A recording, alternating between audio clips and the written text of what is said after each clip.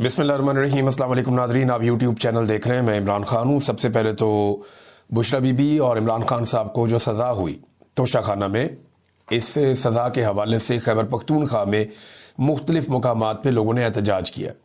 ये एहतजाज जो है वो जैसे नॉर्मली लोग निकल आते हैं एहतजाज करने के लिए पार्टी की हदायत पे, फिर पाकिस्तान तहरीक इंसाफ के जो ऑफिशियल अकाउंट्स हैं उन्होंने बताया कि जनाब ये मालाकंड डिवीज़न में हो रहा है, ये हज़ारा डिवीज़न में हो रहा है, या कुछ जो जनूबी अजला है वहाँ पे हो रहा है, पेशावर में हो रहा है।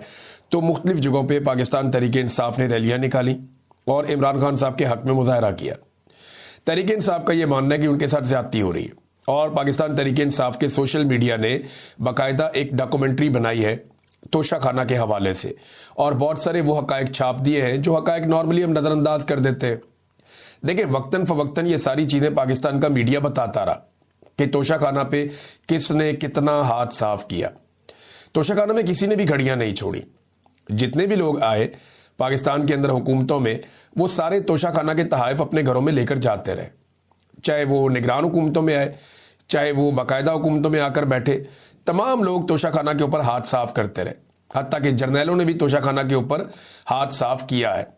तो तमाम लोग जो हैं वो तोशाखाना से निकालते रहे सामान, घड़ियाँ, ज्वेलरी, कालीन, घरेलू सामान, टी सेट और पता नहीं क्या कुछ ये ले जाते थे। नवाज शरीफ साहब लंबे अरसे से, नवाज शरीफ साहब, उनकी अहलिया, उनका ख़ानदान ये सामान लेते रहे। इसी तरह पाकिस्तान पीपल्स पार्टी की जितनी भी हुकूमतें आई वो सारी भी ये सामान लेती रही हैं।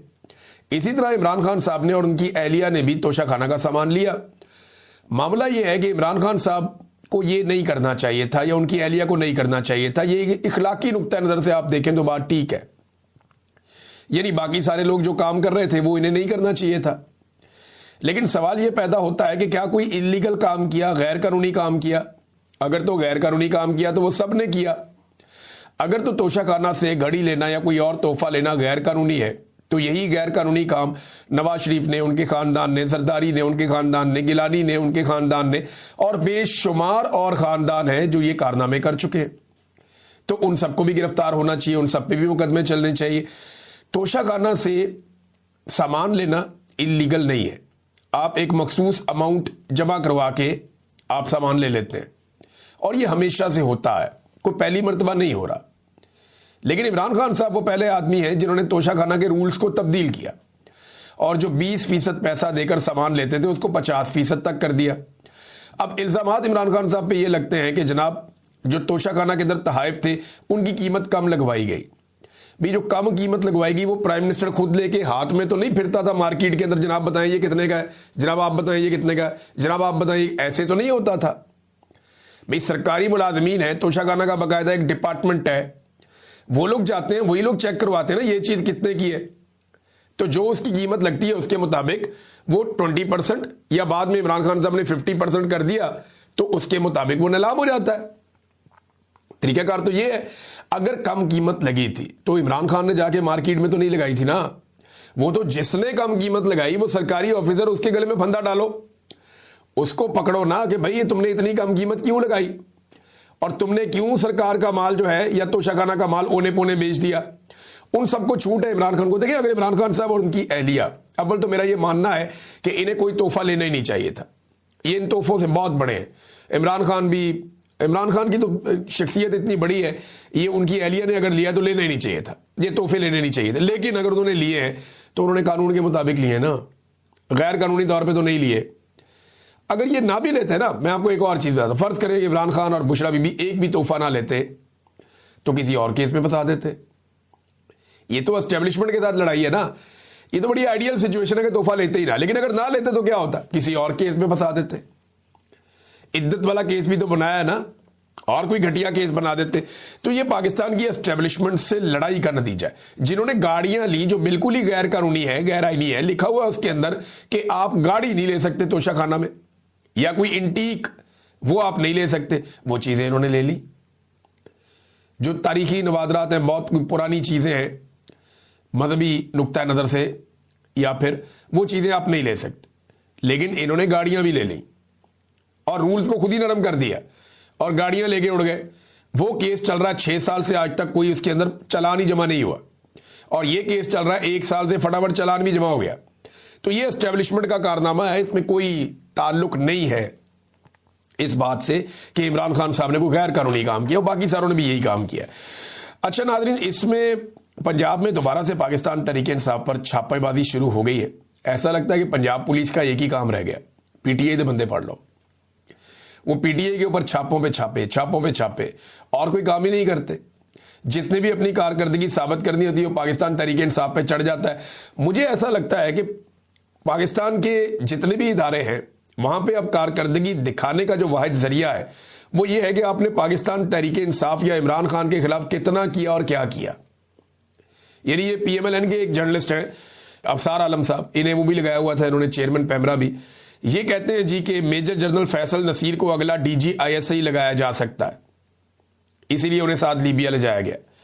तो सवाल ये पैदा होता है कि इमरान खान साहब ने जब उन्हें गोली लगी या गोलियां लगी तो उन्होंने मेजर जनरल फैसल नसीर का ही नाम दिया था उस वक्त कि जनाब ये जिम्मेदार है, और उन्हें नामजद किया था, और उनके ऊपर सियासत में मुदाखलत के इल्ज़ाम भी इमरान खान साहब ने लगाए। और पाकिस्तान तहरीक इंसाफ ये मानती है कि मेजर जनरल फैसल नसीर पूरी तरह से सियासत के अंदर इन्वॉल्व है, DGC है वो, तो उन्हें DG ISI अगर लगाया गया तो देखिए ये उन लोगों में से एक है जिनके पास पीछे हटने का कोई रास्ता बाकी बचा नहीं है। यानी ये लोग उस लेवल तक पहुंच गए हैं। कुछ लोग एक लेवल तक आ जाते हैं ना, देखिए आसिम मुनीर साहब और इमरान खान के बारे में लोग कहते हैं कि ये दो तलवारें एक नियाम में नहीं रह सकती, तो ये अपनी बका के लिए किसी भी लेवल तक जाएंगे।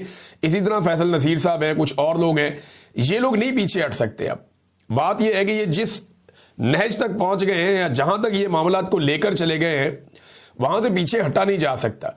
अब इमरान खान साहब आए तो इनकी बका खतरे में हो जाएगी, या इमरान खान साहब सर्वाइव कर गए तो ये लोग सर्वाइव नहीं कर पाएंगे। बज़ाहिर ये दिखाई देता है, ये सियासत है, इसमें कुछ भी हो जाता है, लेकिन बज़ाहिर जो दिखाई दे रहा है वो ये है।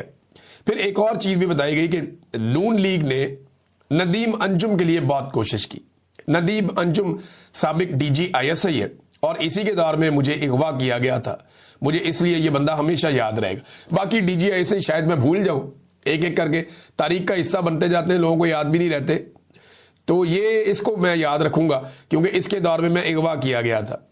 तो हुकूमत इसे दोबारा DG ISI लगाना चाहती थी, फिर दूसरी नहीं लगाया, एस्टेब्लिशमेंट ने बात नहीं मानी, और दूसरी ऑप्शन रखी गई सिक्योरिटी एडवाइजर ही लगा दे, नेशनल सिक्योरिटी एडवाइजर, वो भी नहीं लगाया गया। फिर तीसरी ऑप्शन जनाब अमेरिका में इसको सफीर लगा दें, वो भी नहीं लगाया गया। लेकिन दिल छोटा करने की जरूरत नहीं है, नदीम अंजुम को कोई ना कोई ओहदा मिल जाएगा, उसकी एक वजह है। कोई भी जर्नैल जो है वो ज्यादा अरसे तक बेरोजगार नहीं रह सकता, जब उसने खिदमात सर अंजाम दी हो तो उसे कोई ना कोई नौकरी मिल जाती। नॉर्मली हम देख रहे हैं कि बहुत सारे जर्नैलों को नौकरियां आजकल मिल रही हैं, तो इन्हें भी नौकरी मिल जाएगी।